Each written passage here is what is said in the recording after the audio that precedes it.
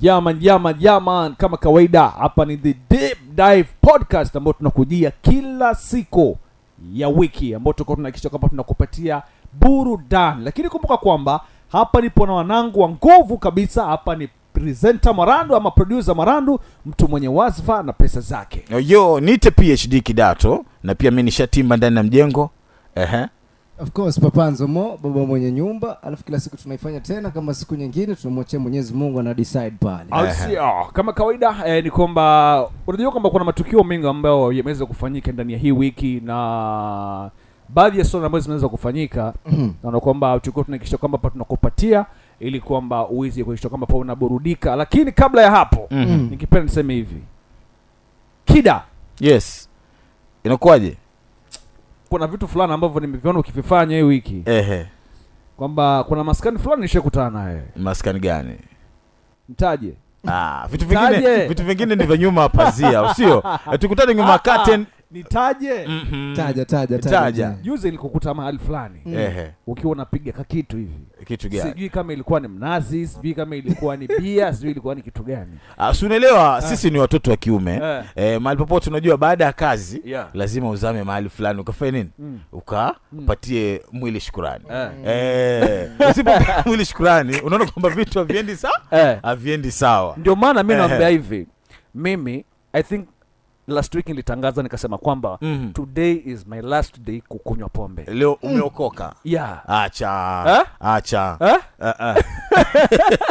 Ongea wewe KD, mimi niongea mimi huyu jamaa ni mshikaji wangu, au sio? Namuelewa ndani na nje, au sio?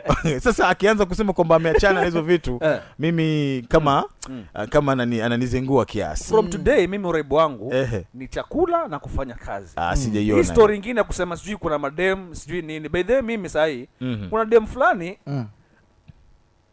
hapa alinitafutia huyo mshikaji. Yes. Akanipatia. Lakini after hapo huyo dem nikampiga tu matukio na tukaachana, nikasema sahi nataka nifanye kazi na nifanye mambo yangu. Wewe fikiria sahi. Ukue kila siku wewe pale una spend pesa kupia dem, alafu pia una spend do pale kwenda kununua vinywaji kani pombe au jaba. Ile pesa una kila siku unaenda kuspend. Mbona usichukue ile pesa ukasave, alafu kisha save pale unaendelea vizuri tu na life yako tu poa. Kabla hajaenda mbali, mimi nataka nimuulize kitu kimoja. Yes. Yaani saizi utumie ujumbe na HR. Na unamjua HR wajaki wewe. Mtoto na kudeti. Are you busy? Are you engaged? Mimi mazee, mimi niko idle. Can you come over at least mazee to watch Netflix? Njoo to watch movie. Njoo to watch movie mjengoni. Anaambiwa 65 days. Huyu Nivi. Okay, tuachane no story. Okay, tufanye hivi. Nimesema kwamba mimi sahi for example HR leo amekudie mpaka. DM. Aniambie wewe njoo kwangu sahi niko free. Naomba tuje tunani kidogo hivi. Mimi kitu cha kwanza ninaenda kwa sababu najua nimeitwa na mtu ambaye ananilipa, unaona? Siwezi nikakataa mwaliko. Sasa unakwenda katika malipo mara mbili. Si malipo mara mbili. Mimi siendi kwenye malipo. Mimi nasema kwamba yeye ananilipa, unaona? Kazini. Lakini ameniita kwa nyumbani. Sijui amenitia nini. Kwa sababu for example Sainzo Mo aniambie njoo kwangu. Obviously mimi najua naenda kwa sababu naenda kwa mshikaji wangu. Na mimi naenda kwa yeye kwa sababu yeye pia ni mtu ambaye ananilipa kazini. Sasa hapo kusema kwamba fikra zenu ndio ni mbaya. History ya kusema kwamba Nzomo tunaelewa kwamba ni mshikaji. Lakini ukiangalia mtoto na wadhifa zake, mtoto na watu sema na tatu ambazo zimesimama vizuri, anakuita maeneo kama yale, sio? Akwambia njoo kwangu mjengoni, tena mida ni hii ya jioni. Naenda. Acha tuachane na hiyo story. Unajua mtoto mpole. Hapo wapi? Kunja biskuti hawezi. Mtoto amesimama. Ake Mungu. Sasa mimi naambia hivi. Hayo mambo ya HR niachieni mimi mwenyewe. Mimi nitadili naye nyuma ya pazia, lakini mimi hao mengine mimi sipo. Umeona kwamba bado hajaokoka. Mimi nasema nitadili na yeye. Bado hajaokoka baba. Peke yangu. Ndio maana mimi sasa hivi chenye ambacho nataka nifanye, nataka nitangaze harusi very soon. Kuna harusi nataka nitangaze. Juzi tulimwona Diamond Platnumz ameoa Zuchu. Unaona? Na vile Diamond Platinum ameoa Zuchu, mimi nami saa hii natangaza harusi yangu, nataka kuoa, lakini harusi yangu mimi itakuwa ni asiri. Unaona? Na nataka nioe mtu ambaye nyinyi mnamjua. Okay. Mwanzo umenikumbusha kitu. Hapo kwa kutaja Diamond, kwanza kuna msanii mwenye alikuwa akimlea pale katika WCB pale. Of course, Mbosso. Msanii ambaye kwa sasa useme ameachilia IP yake. Sasa hizi ni kama siku ya 3 siku ya 4 pale. Ambapo imeanza kutrend na zile nyimbo ambazo ziko pale. Ni nyimbo takriban 5 lakini zimesimama vizuri. Sio unamzungumziaje msanii kama yule? Mimi Mbosso Kali namuona kama ni msanii ambaye anafanya vizuri, kwa sababu kama kuna msanii ambaye ni wa Bongo Flava ambaye mimi ninamshabikia kwa kiasi kikubwa kama 100%. Mimi ni Mbosso Kali kwa sababu nafurahia na mashairi ambayo anayatunga. Mbosso Kali ni msanii ambaye kuzungumza ukweli, mahali akifanya show, hata leo hii ambaye Mbosso anafanya show, lakini entry fee pale nutoe shilingi 10,000 niko tayari. Hata kama ni kuenda kufanya kazi yoyote, hata kama ni kupiga 5 nitaenda kupiga 5 ili uweze ukaangalie Mbosso vile anavyofanya. Kama unaona Mbosso. So ndio maana juzi after kumsikia kwamba ameanza kutoa ile EP yake. So unaniambia ile show ambayo iliitwa kule, aliitwa na George Kiti kule Malindi, wewe ulienda? Vibe ilikuwa, mimi japokuwa sikuenda, lakini vibe ilikuwa niliangalia online, alafu nikasema yani hii kitu, yani tungekuwa na Mbosso hivi daily anaitwa Kenya. Haki ya Mungu. Hii Kenya ingebadilika kwa sababu ni msanii ambaye anaimba vitu siku ya Rashid Abdalla, siku ya Rashid Abdalla finali. I think ni ya 3 ni ya 4 pale. Alikuja Mbosso Khan. Alipokuwa nyimbo yake ya Sele ilikuwa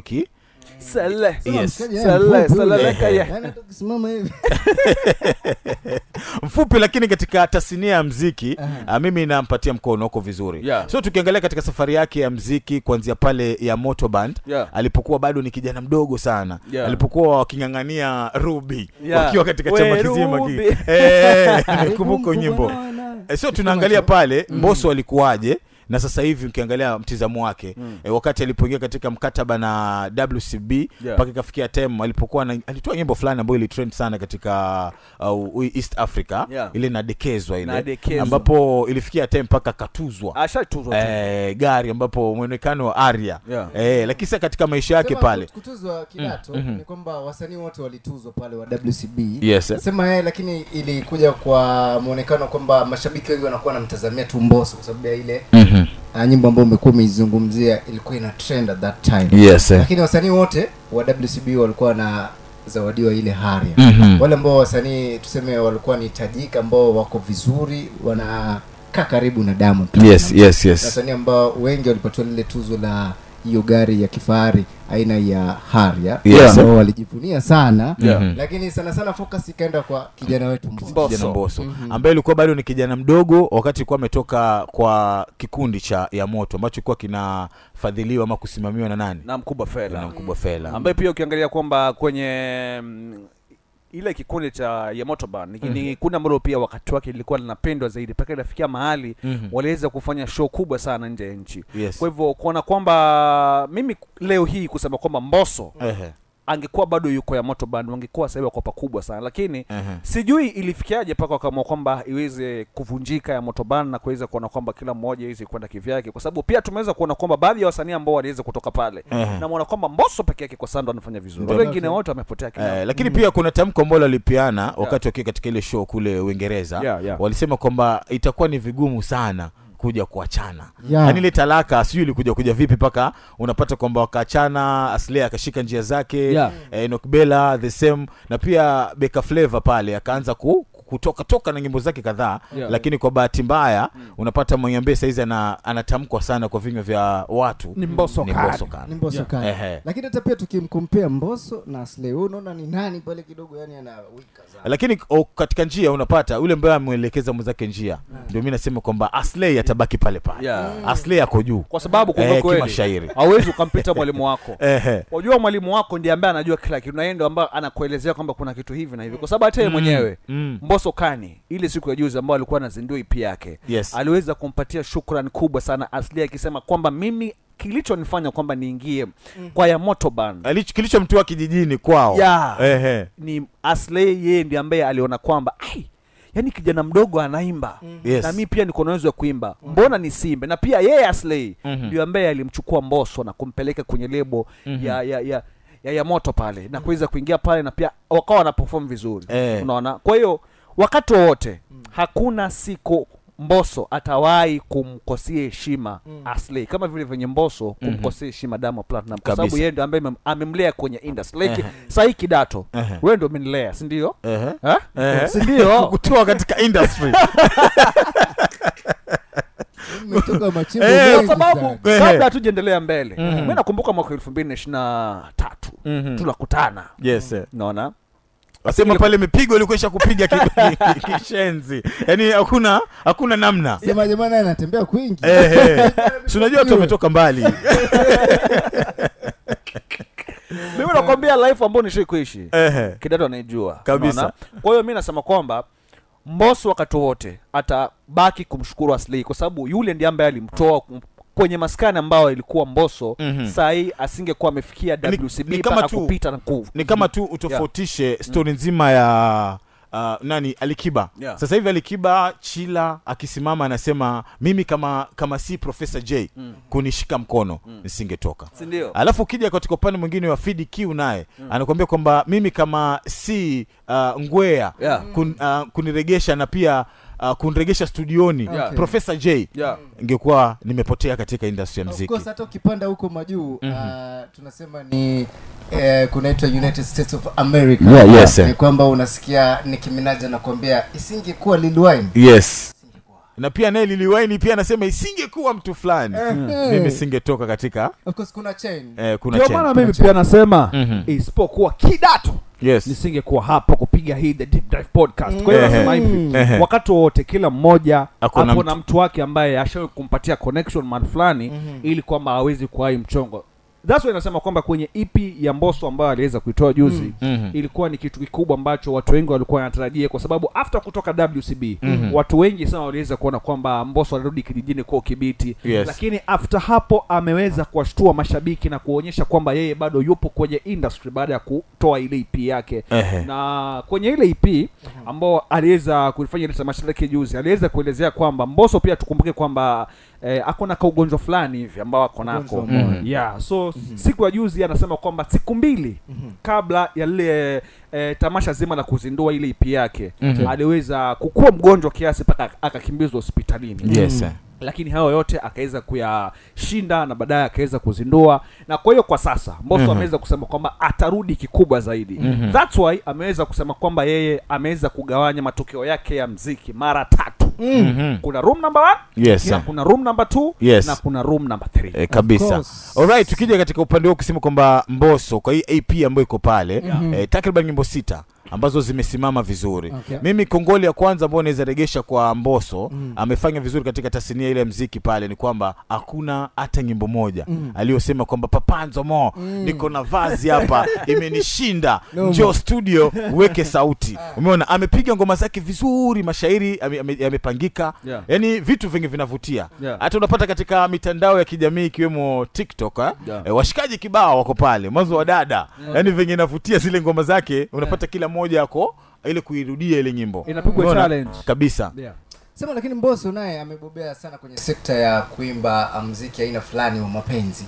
Unapata kwamba watoto wa kike wanakuwa wana data sana kabisa. Unapata kwamba yani katika ile mistari rhyme inakuwa kwamba chorus pale utapata mtoto wa kike anakuwa pia anaimba pale wakati anakuna nazi kabisa. Pale mchezo wa Swahilini. Naiona hiyo mwandishi na nikiangalia kwenye history yake down the line kwamba ukiangalia hata wakati yuko Kibiti shule ya msingi kule alikuwa ni mwandishi wa masuala ya insha nini na mashairi kadhaa. Yeka vizuri alikuwa anaiweka paka inakuwa na ladha yake kabisa. So ni mtu ambaye tuseme taaluma yake ya kuimba huu muziki wa mapenzi imetoka mbali sana. Na nampatia asilimia kubwa na tukiangalia pale baada ya kudondoka WCB kuna pengo pia tunaliona pale. Kwa sababu akitoka WCB kulikuwa kuna wasanii pia walikuwa wanawaandikia verse kabisa. Na alikuwa katika WCB ni yule mtu wa kupiga backup. Kwa mfano umekuja ni nyimbo yako haijakaa vizuri anakuwekea kaladha fulani anakavuta fulani hivi alafu lakini nataka niwaambie hivi story ya kuambia kwamba Mbosso alipokuwa WCB alikuwa akiandikia wasanii nyimbo. Unajua juzi Diamond Platnumz aliweza kuzungumza hilo swali akasema kwamba kuna baadhi ya wasanii ambao washio kumwandikia Diamond Platnumz nyimbo. Unaona ambao wengi sana wanasema kwamba huenda ikawa ni Mbosso. Unajua kwamba sioni kama Mbosso anaweza kuwa ndio mwandishi mzuri kwenye lebo ya WCB ama alikuwa mwandishi mzuri. Lakini kuna nyimbo fulani ambayo niliona alikuwa imetolewa katika mitandao ya kijamii kuonesha vipi nyimbo fulani ile ya wamama ile Superwoman ilikuwa ikirekodiwa pale. Mbosso ndio alikuwa mtoto wa kiume na producer Liza pale wakiwa katika ile swala la kuelekeza wale kina dada waweze kutia sauti pale ikiwa anawasaidia paka kuna sauti fulani pale ambapo Adija Kopa aliteleza kidogo. Mbosso akaigizia kama mara 5 nikakubali ikawa imechora ukachora ile vibe ambayo ilikuwa inakwenda hewani pale. So nikizungumzia useme story nzima ya Mbosso pale. Kuna nyimbo fulani umesema zile nyimbo zake ambazo zimetoka tu kwa sasa. Kuna nyimbo fulani ambayo ameongelea maisha halisia ya watoto wa kiume ambapo ameita Asumani. Ambapo kwamba wewe kama mtoto wa kiume usikue ni ule mtu ambaye unapewa tu mizigo tu kwamba shikilia mzigo wangu basi unachukulia tu kwamba nimepewa na mshikaji. Lakini tukiangalia kuna wasanii ambao tumeona kwa lebo ya WCB wakiwa ni watu ambao wamechomoka. Tukianza na msanii mkongwe ambaye sasa hivi ako na lebo yake kando pale KM anajiita Konde kuna Rich Mavoko pia mbaya. Yes, jamaa waku Rich Mavoko, lakini alianza katika kuchomoka katika upande wa WCB alianza Harmonize. Sawa, alipochomoka Harmonize ni wale ambao unajua WCB pako na mkataba sana. Mimi nimekusimamia. Kwa mfano mimi nimekutoa kwenu kule au sio? Sasa nimekuleta hapa tuna mkataba tumeweka. Ukiuvunja mkataba itabidi ulipe gharama. So swala kama hili unalizungumzia vipi? Kwa sababu unapata watu kila mmoja wako na hisia zake tofauti kuhusiana na kuchomoka kwa wasanii. Sasa hivi tumefikia tulisikia tu Lava litangaza rasmi kwamba mimi nimetoka kwamba hayupo kwenye lebo ya WCB. Mimi nasema hivi, kuondoka kwenye lebo ama mtu kuingia kwenye lebo huoga kuna mkataba. Na kwamba ifikie mahali kwamba ule mkataba uwezi kuvunjika, huoga kuna mahali fulani huenda ikawa ni ule mwekezaji mwenyewe amesema kwamba mimi sioni faida ya kukua na wewe kwenye hii lebo ama sasa siwezi kukumiliki tena. Unaona, like mimi naweza kuwa kweli sasa mimi nimekusema kwamba mimi sasa nitakuwa na kumiliki, nitakuwa na kulipia video, nitakuwa na kisho kama na kuvisha pia na kupatia gari na nyumba, lakini imefikia mahali mimi sina ule uwezo kwamba naweza nikakwambia sasa tutafanya project hii na hii na hii, ile pesa sina. Kwa hiyo pale inaweza kafia kwamba mwenye lebo akasema kwamba wewe nenda zako, ama msanii mwenyewe aone kwamba mimi sahi sioni kama kuna manufaa ambapo kwenye hii lebo kuna vitu nafinyiliwa yani. So chenye nahitaji sahi nahitaji kwamba mimi niweze kutoka na hakikisha kwamba nikajitafute mimi mwenyewe ili kwamba nijipatie support kivyangu ama yale mafunzo ambayo nimeyapata, kwa sababu mtu anaingia kwenye lebo kitu cha kwanza kufanikiwa, kitu cha pili pia kupata management nzuri ambayo inaweza kufanya kwamba aweze kujikuza kwenye muziki. Kwa hivyo kuna ifikia mahali kwamba ikiwa pale msanii mwenyewe ndo amesema kwamba mimi nataka nitoke kwenye hii lebo, ni lazima alipe. Kabisa. Kwenye mkataba wote lazima ulipe. Kwa mfano mahali yule mwenye lebo mwenyewe amesema mimi saa hii nimeshindwa, siwezi kukumiliki tena, afadhali utoke. Wewe unatoka na hata kuitisha chochote. Kwa sababu yeye mwenyewe ndo ameamua kwamba Kidato mimi sikutaki kwenye lebo yangu. Unaona, kwa sababu hakuna chochote chenye unakileta. Na nafikiri kwa sababu ya hilo swala ningependa pia nyinyi mjiwei. Wewe unafikiria hivi mkiambiwa baada ya kusainiwa kwenye lebo fulani alafu inafikia muda wewe pengine unajiona kwamba ushatosha bei, umeshatosha mboga, unataka kutoka sasa. Ni sawa wewe ulipe baada wewe kuchangia ule mchango wote kwenye ile lebo fulani. Inategemea na mkataba. Pengine wakati unaingia ilikuwa kwenye asilimia pengine tuseme 40. Umeipeleka mpaka imefika asilimia pengine 56. Unaelewa? Is it okay if you are stepping out, msee anakuambia like you have to pay certain amount for you to compensate, ama ni kwa sababu tu ile contract mko mmesign kule, mlisign contract, lakini unaona ukiangalia katika ile picture yani ya kwamba mimi kuna mchango wangu pale, acha nikwambie hivi, alafu leo hii natoka mnaniambia nilipe pesa zile ambazo ni acha ambazo zimezitengeneza. That's why nimekwambia saa hii imefikia mahali kwamba yeye hawezi kukumiliki, kwa sababu hata ukibaki hapo sidhani kama kuna pesa itaingia ni kulipe. Unaona, like ni kama vile kwenye kampuni umeajiriwa, kampuni imesema kwamba sisi sasa tumefilisika, hatuna uwezo wa kumiliki. Mimi kuna kitu kwa mtizamo wangu nakiona ni kwamba unaona Mbosso amefanya albums kadhaa akiwa Wasafi na tena zimepata mwamko katika useme ukanda wa East Africa pia majuu kule. Sawa, amepiga show zile individual shows pasi na nini WCB kumuita kwamba tumekupangia show, naenda Amerika kwenda kupiga show. Sawa? So naona kwamba pia hapo ile kujitoa kuonekana mara uko Kenya, mara uko Uganda, mara ameenda South Africa, mara yuko pale Tanzania, zile show ambazo anazipiga yeye kama yeye, ndio naona kwamba zimemletea ule mwamko wa kusema kwamba mimi acha nijimiliki mimi mwenyewe, kwa sababu tayari ashapata mashabiki. Sawa? Ashapata soko. Lakini ukisema kwamba atabakia pale akuwa anapewa percentage ya ile show ambayo nimeitafuta, kwa mfano na show yangu Mombasa, nasema papa wenzetu kapige show, lazima nitamkula. Sawa? Kuna kitu lazima nipate. So tunaangalia upande ule wa hiyo kitu. Mtazamo wa pili ambao uko pale, naona pia kuna haja pia ya mtu kukua yeye kama yeye, kuwa brand kama yeye. Sawa? Mbosso ni brand. Sawa? Okay, kweli nilikuwa sina mwelekeo pale mwanzo, lakini sasa nimekuwa nimejiinua, nimejua marafiki, nimejua watu tofauti. Watu ambao naweza nikawaita katika kazi zangu tukafanya. So vile pia na Diamond. Diamond ametoka mahali. Si tu kwamba tu ametoka tayari WCB tayari ikatoka. Ilianzia mahali kubebwa na watu paka akasimamisha lebo. So vile pia kuachia wasanii wengine kutoka bila mkataba ama bila kuwaambia kwamba walipe si vizuri. Mimi naona kwamba si vizuri. Nakatana na hiyo kabisa. Unajua kwa nini? Mimi nafikiriaje KD? Fikiria kwamba wewe kuna shirika fulani pengine umesainisha msanii. Lakini wakati unamsainisha ule msanii, shirika liko down. Kweli kuna zile offers pengine umempatia, kuna zile pengine ni accommodation wakati anaenda show, wakati hata pengine show mavazi, alafu baadaye unakuwa pengine compensate. Lakini nataka ufikirie kwamba huyu ni msanii pengine ametoa level, amekuza lebo huku mpaka huku kwingine ambapo ameipeleka kwenye asilimia nyingine ambayo pengine yeye asingekuja isingefika pale ambapo imefika. So wakati nyinyi mkisema msanii analipa, mimi naona kwamba huyu msanii ni kama anadhulumika, kwa sababu sasa mimi nataka niseme hivi, wakati akiambiwa kwamba acha nakwambia ngoja kwanza producer, wakati unaambiwa katika asilimia 100 wewe utakuwa unakula asilimia 40, asilimia 60 pengine inakwenda kwenye company. Sio tena ni mchango. Acha nakwambia hivi, kwa nini wakati mimi na step in saizi nimeona kwamba mimi nimekuwa nimetosha bei, nataka kutoka, haina shida. Acha nakwambia hivi, nilipe kama mita 5. Ndio maana nakwambia hivi, acha nakwambia hivi, unajua wakati wote unapoanzisha lebo huaga ile pole ni biashara, na biashara ina faida na ina hasara. Kwa hivyo mimi Nzomo nikikuona kwamba nimekuweka kwenye lebo yangu, lakini nimeona kwamba wewe uko unproductive tena.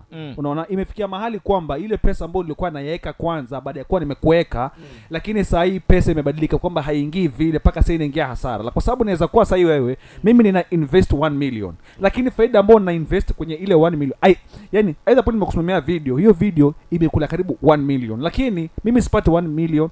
Unaona sasa hii inaanza kupata 500,000. Unaona inakuwa sasa pale it's like mimi naekwa hasara. So ni ya nini nibaki pale uendelee kunipatia hasara, ili hali sisi tuko na mkataba kwa tumewekeana kwamba unahitaji kwamba wewe kwenye faida ambayo utapata unafaa upate kiasi hiki, lakini sasa hii wewe kile kiasi utakuwa ukipati tena, kwa sababu sipati faida na wewe ni afadhali utoke utoe. Producer Marandu, pana kitu hapa ambacho unakiona ni kama Wasafi katika lebo ya Wasafi wale wasanii ambao uko pale ni kama Diamond wakati kama amewachukua katika ule mkataba, wakati tumetembea pamoja, tumetafuta, mimi ilikuwa idea yangu imesimama pale kwamba nishatengeneza lebo, lakini wewe umekuja ukanipatia creativity zako, ukanipatia innovation zako, so that nime move on, tumefikia mahali pakubwa, si ndio? Mimi naona pana njia pale. Kwa mfano tu alivyomfanyia Harmonize alipotoka Wasafi aliposema kwamba mimi natoka Wasafi, Diamond aliitisha sawa kima fulani, na kuna sababu sawa, na kuna sababu alifanya hivyo. Okay, sababu zipo, lakini kwa nini sasa ulete niregeshe pesa kima fulani kile unachokitaka? Sawa, na tena ukitangaze rasmi kwa vyombo vya habari kwamba huyu jamaa haizi toka katika lebo yangu, kama anataka kutoka na nipatie kima fulani. Mimi naona kwamba ni mbinu ya kufilisisha msanii mwenzako. Sikumfilisisha. Ndio maana nakwambia hivi, Diamond Platnumz mwenyewe aliweza kuzungumza juzi alipofanywa mahojiano na wanahabari, akasema kwamba mimi sababu ya kuwa nilifanya kwamba Harmonize aweze kunilipa kile kiasi cha fedha ambacho nilikuwa nakitaka ni kwa sababu Harmonize hakuwa na heshima alipokuwa WCB. Ilikuwa na invest kwake kweli ili kwamba kumkuza, lakini respect aliyokuwa akinipatia iko different na respect ya wasanii wengine. Kwa sababu ukiangalia yeye mwenyewe aliweza kutoa mfano akasema kwamba Mbosso alitoka, sikumuitisha hata shilingi, kwa sababu mimi ningetaka kumitisha Mbosso angelipa kile kiasi cha pesa ambacho mimi nataka, kwa sababu nisha invest pakubwa sana kwake.